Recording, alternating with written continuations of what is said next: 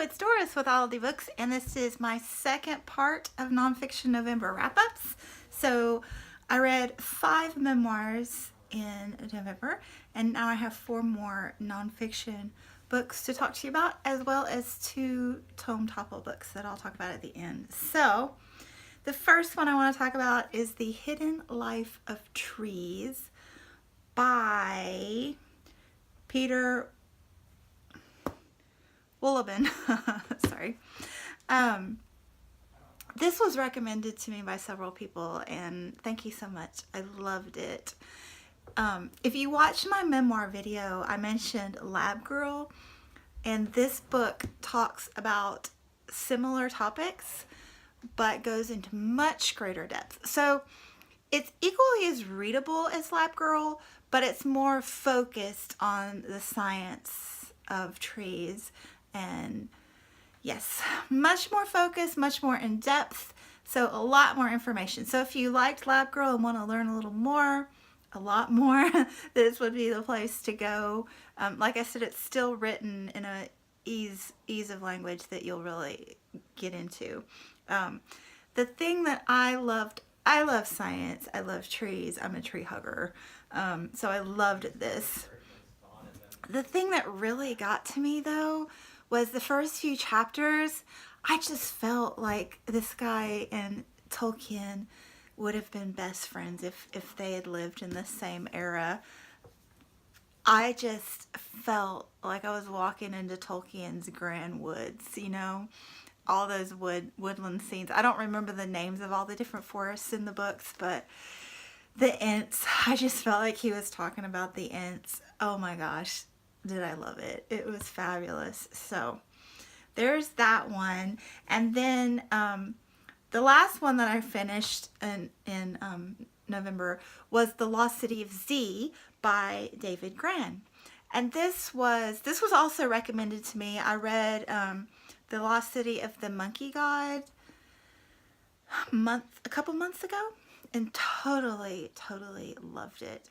And this is very much in a similar vein. This is looking for a lost civilization in the Amazon, and along the same lines, it goes through the historical aspects of other people that have looked for this lost civilization, and this really focuses on the historical aspect. There's not as much about the modern hunt for it as in The Lost City of the Monkey Gods. I enjoyed it. It was highly entertaining. I just thought that historical hunt was a little bit repetitive at times. But one thing I love about David Grann's writing is the way, I mean, it's fast read. It's just constantly entertaining and interesting and immersive. But the way he pulls in so many little details about the world at that time and the world now, and just random bits and facts, and he weaves them into his story, and it's just fascinating, and you just hear and learn so much from his writing. I really love it. This has given me an idea for one of my goals for 2018. So I don't know if you've ever realized this, but with fiction writers, you read a book that you love and you automatically know everything else they've written. You know, people talk about it, and you research it, and you just know what else the author has written. And it just doesn't seem to be that way with nonfiction. At least I haven't gotten into it that way. Nonfiction seems to be more topical. You're interested in a topic and you look for more books on that topic, but you might not necessarily like the style of the writing. So I have decided that I'm gonna learn the authors of nonfiction next year.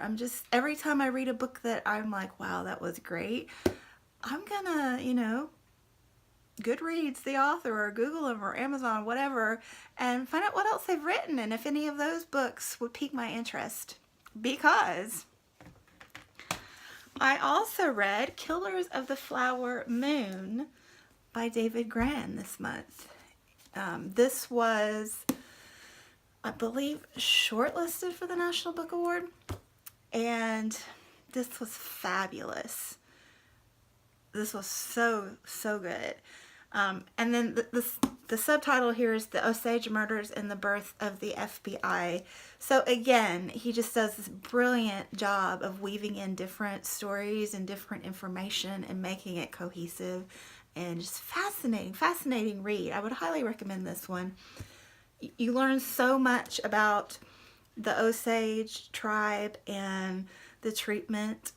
It just, you hear about the Trail of Tears and, the reservations and the rancid meat and all that in, history class in high school, but there was so much more.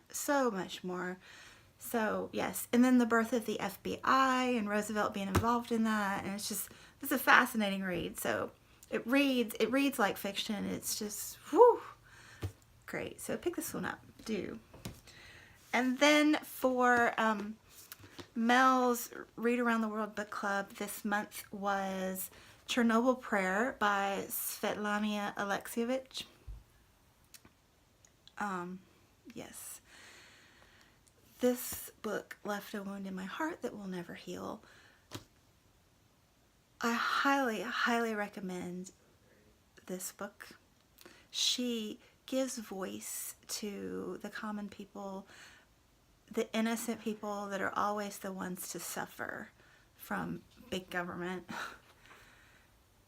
This is just a beautiful and important piece of writing. It's just so poignant and profound. It deals with, obviously, the Chernobyl nuclear disaster and the repercussions for the people in the area. And it's just, she's interviewed so many people from so many walks of life and gives voice to their stories and brings it all together. And yes, she's a brilliant writer, truly. I've already ordered another one of her books, and I fully intend to read all of them. She's just that good and that important of a writer.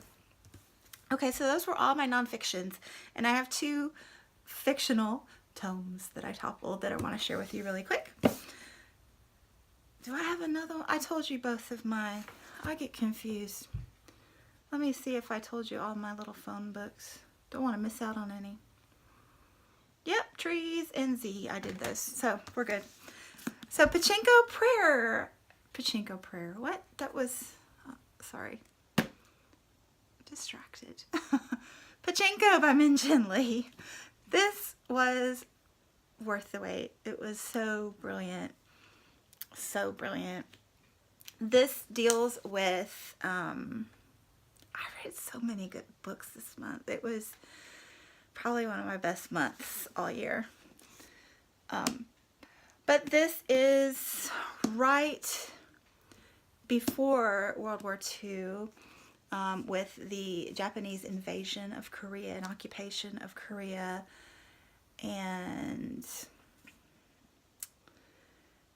the homeless, the displaced nature of some of the people from Korea, the ones that I had to... Sorry, I got a little distracted again and had to regroup. So this is the story of a girl, and fairly poor, but working class poor, in Korea, and she ends up getting pregnant out of wedlock, which is unacceptable in that culture, and ends up marrying and moving to Japan with a missionary that she meets in the home. They run a...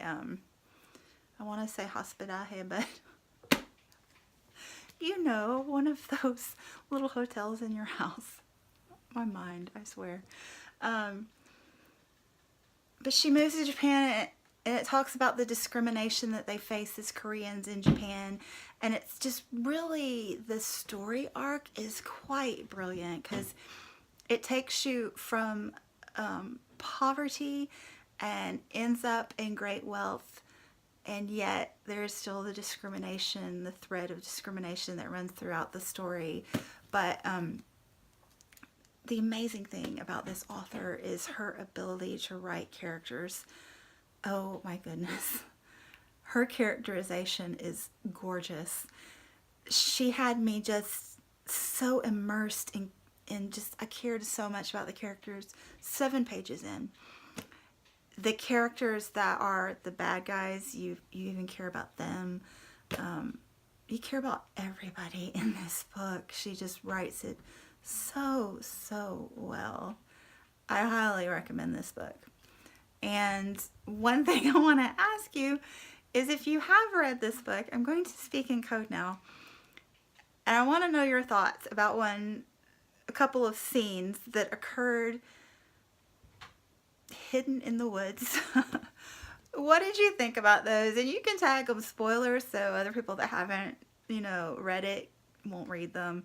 But that was the one thing that I was reading. It just seemed like a storyline that was a dead end, and it was with 2 minor characters that weren't at all critical to the story and could have been cut out. And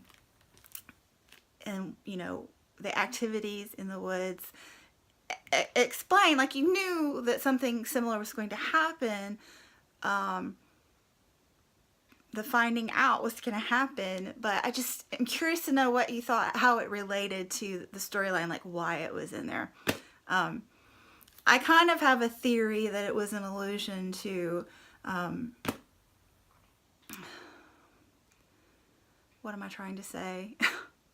Kind of like To Kill a Mockingbird, the scene with the rabid dog, and how that said a lot more about society, kind of in a picture snapshot, and you had to think about it.